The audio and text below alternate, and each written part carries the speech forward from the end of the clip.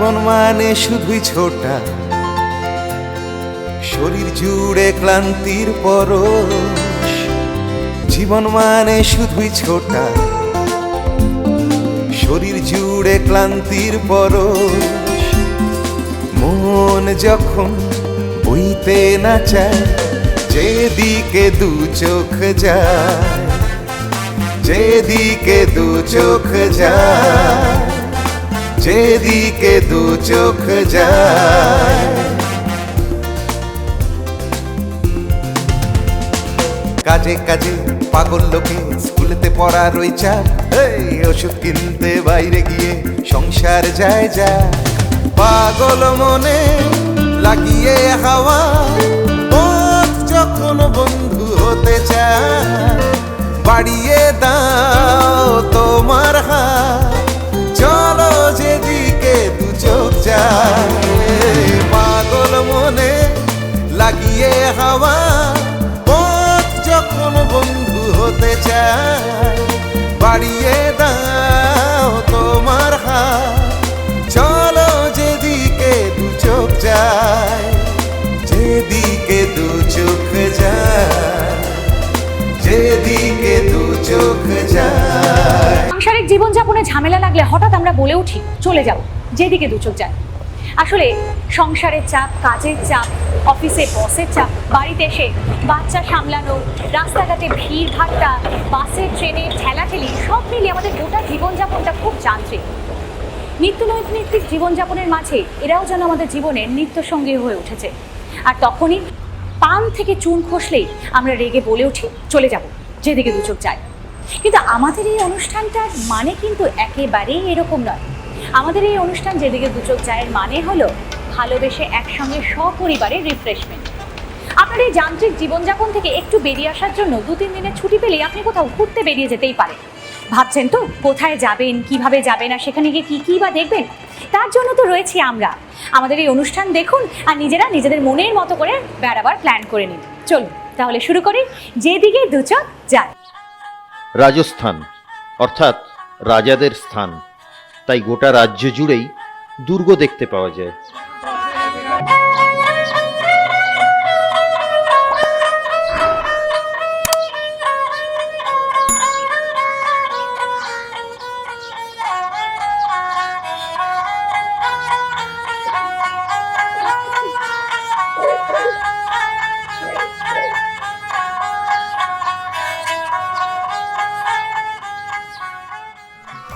রুক্ষতার সৌন্দর্য দেখার জন্য আসতে হবে রাজস্থান।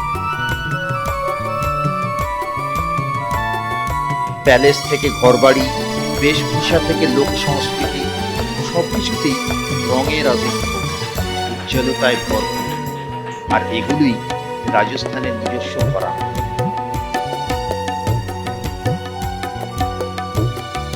কলকাতা থেকে রাজস্থান বেড়ানোর জন্য ট্রেনে চেপে চলে আসুন জয়পুর, রাজস্থানের রাজধানী। 1727 খ্রিস্টাব্দে আমেরের মহারাজা দ্বিতীয় সওয়াই জয় সিং এই শহরটি প্রতিষ্ঠা করেন এবং তার নামানুসারে এই শহরটির নামকরণ জয়পুর। ভাবতে অবাক লাগে, আধুনিকতার অনেক আগে সম্পূর্ণ পরিকল্পিতভাবে এই শহরটি নির্মাণ করা হয়েছিল। প্রধান রাস্তাগুলি যথেষ্ট চওড়া ও ছোট ছোট রাস্তা দিয়ে একে অপরের সাথে যুক্ত। নিরাপত্তার কারণে উঁচু পাঁচিল দিয়ে ঘেরা এবং অনেকগুলি বড় বড় তোরণদ্বার দিয়ে শহরে প্রবেশ করতে হয়।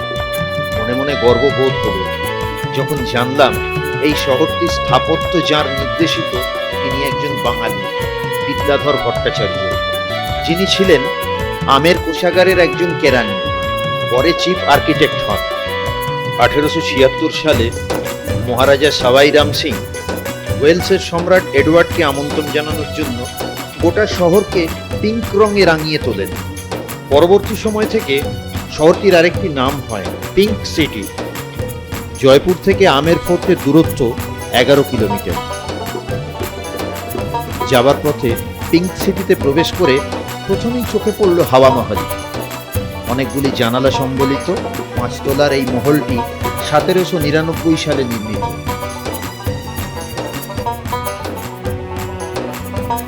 পিঙ্ক সিটি ছাড়িয়ে একটু এগোলেই রাস্তার ডান দিকে মানসাগর লেকের জলের মাঝে জলমহল। বোটে চেপে ঘুরে আসা যায়, আবার লেকের পাশের এই পার্কটি থেকেও অপূর্ব দেখায়।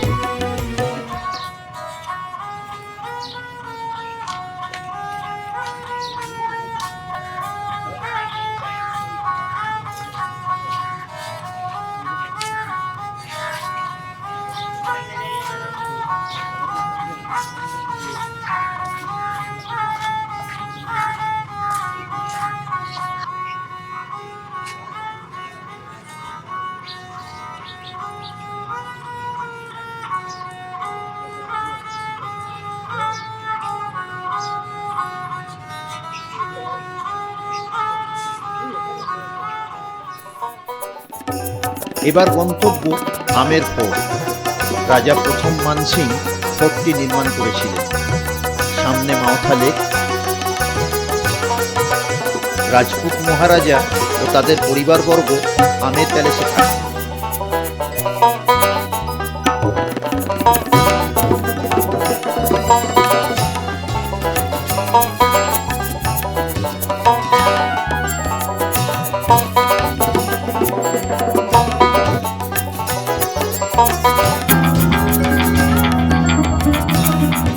হাতির পিঠে চেপে বা জিপে করেও ফোর্টটি ঘুরে নেওয়া যায়।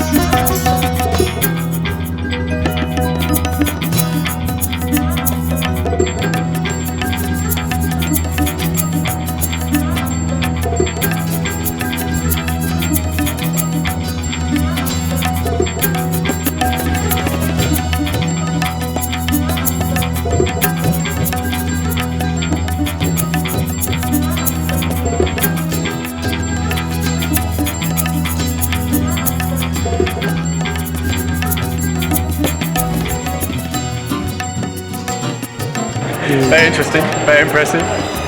We're from England. I like this place. It's fun. I've been in a secret tunnel in this place. Very cool and fun.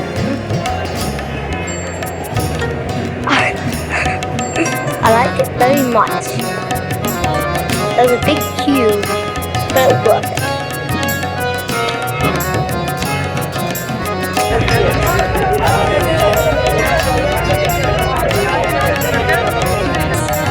Very nice, but very hot. It's very hot today and a lot of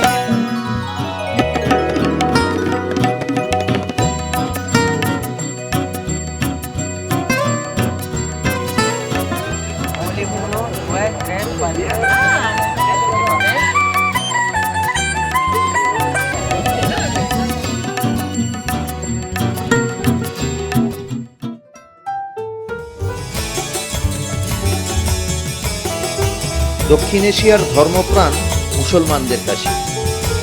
Mecca মদিনার পরবর্তী তীর্থ আজমের শরীফ। রাজস্থানের আরাবল্লী পর্বতমালায় ঘেরা আজমের জেলার সুফি সন্ত খাজা মঈনুদ্দিন হাসান খিস্টি। এই তীর্থস্থানটি খাজা সাহিব বা খাজা গরিব নওয়াজ নামে বেশি পরিচিত। এই দরগাটি মুসলমান ও হিন্দু তীর্থযাত্রীদের কাছে সমান গুরুত্বপূর্ণ।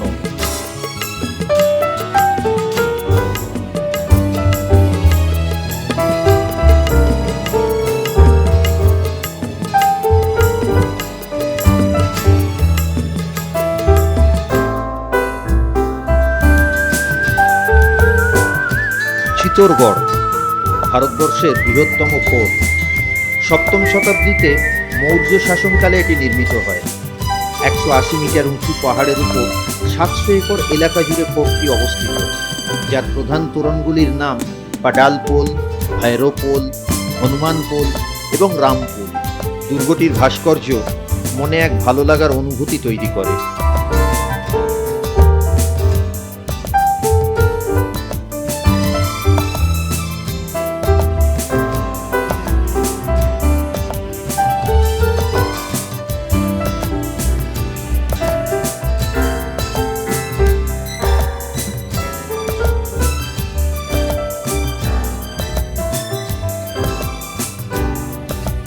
রানা কুম্ভের সময় ইন্দো আর্য আদলে নির্মিত এই কুম্ভ শ্যাম মন্দির। প্রিন্স ভোগরাজের স্ত্রী মীরাবাইয়ের শ্রীকৃষ্ণ নাম সংকীর্তনের প্রমাণ এখানে স্পষ্ট।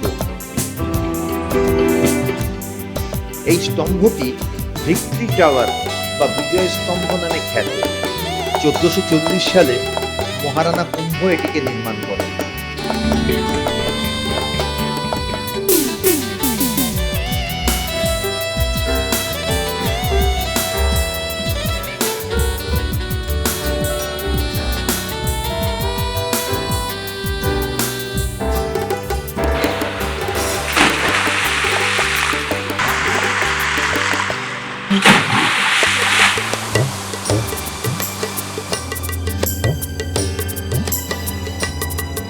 অষ্টম শতাব্দীতে নির্মিত এই মন্দিরটির পূর্বের নাম ছিল সূর্য মন্দির।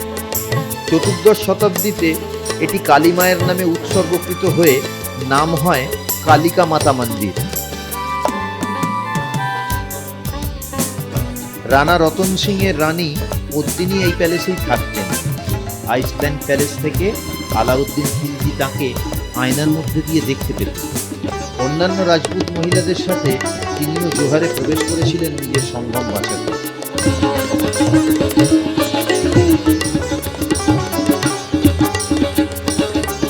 তার নামানুসারেই প্যালেসটির নাম পদ্মিনী প্যালেস। ভ্রমণ পিপাসুদের একটি অন্যতম আকর্ষণ উদয়পুরের সাহেলিয়কি বাড়ি। সেখানে 4টি পুল, অনেকগুলি ফোয়ারা আর সুসজ্জিত বাগানে ঘুরতে ঘুরতে অনেকটা সময় কখন যে কেটে যাবে তা বোঝাই যাবে না।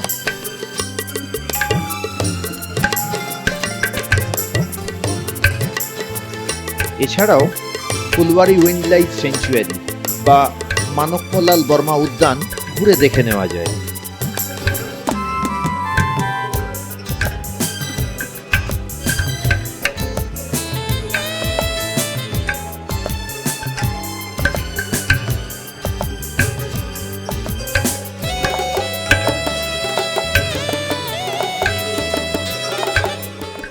কালারফুল রাজস্থান।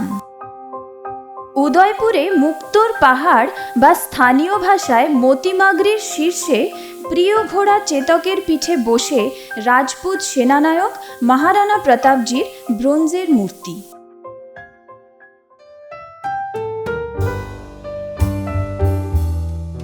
এখান থেকেই দেখতে পাওয়া যায় অপর একটি পাহাড়ের চূড়ায় দুর্গা মন্দির।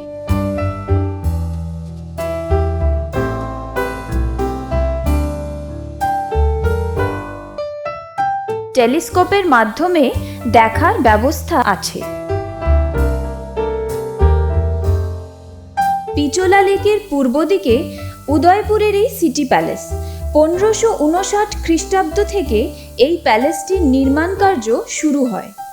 মুখ্য প্রবেশদ্বারটির 3টি ভাগ, উপরের দিকে আর্চিং করা, তাই এর নাম ত্রিপোলিয়া। 1725 খ্রিস্টাব্দে নির্মিত হয়েছিল।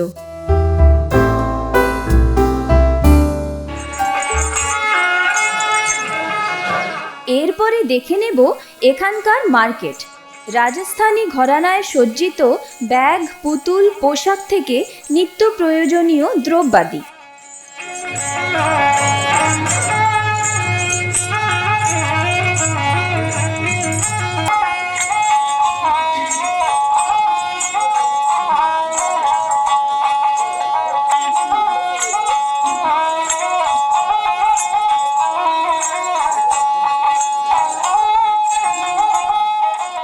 খোদাই করা কারুকার্যে হ্যান্ডমেড এই ডায়েরিগুলি মার্কেট থেকে কিনে নিয়ে আসতে পারেন নিজে ব্যবহার করার জন্য অথবা উপহার দেওয়ার জন্য।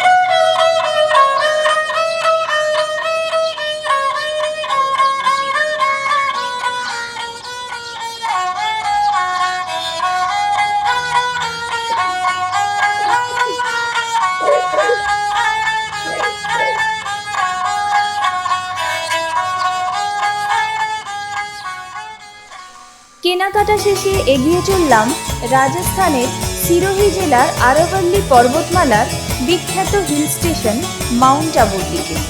পথে দুপাশের গ্রিনারি দেখে মনে হয় না মরু রাজ্য রাজস্থানে রয়েছে।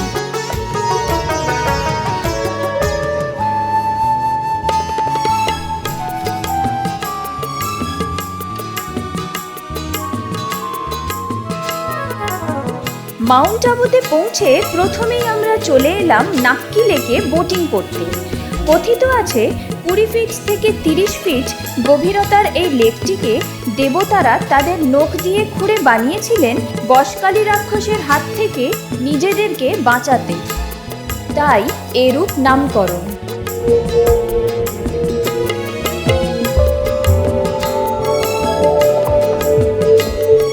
সমুদ্রপৃষ্ঠ থেকে 1200 ফিট উচ্চতায় অবস্থিত পাহাড় আর সবুজে ঘেরা এই লেকটিতে বোটিং করতে করতে কয়েকটি পায়রা বা ব্যাঙের আকৃতির পাথর আপনার চোখে পড়বে।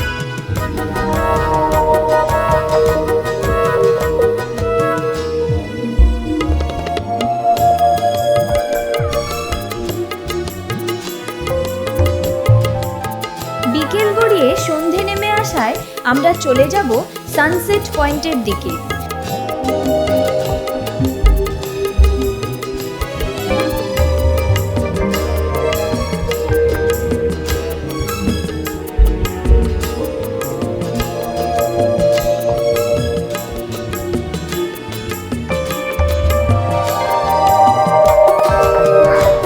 সঙ্গে বাদাম নিয়ে নিলে বাদামের স্বাদে সূর্যাস্ত মন্দ হবে না।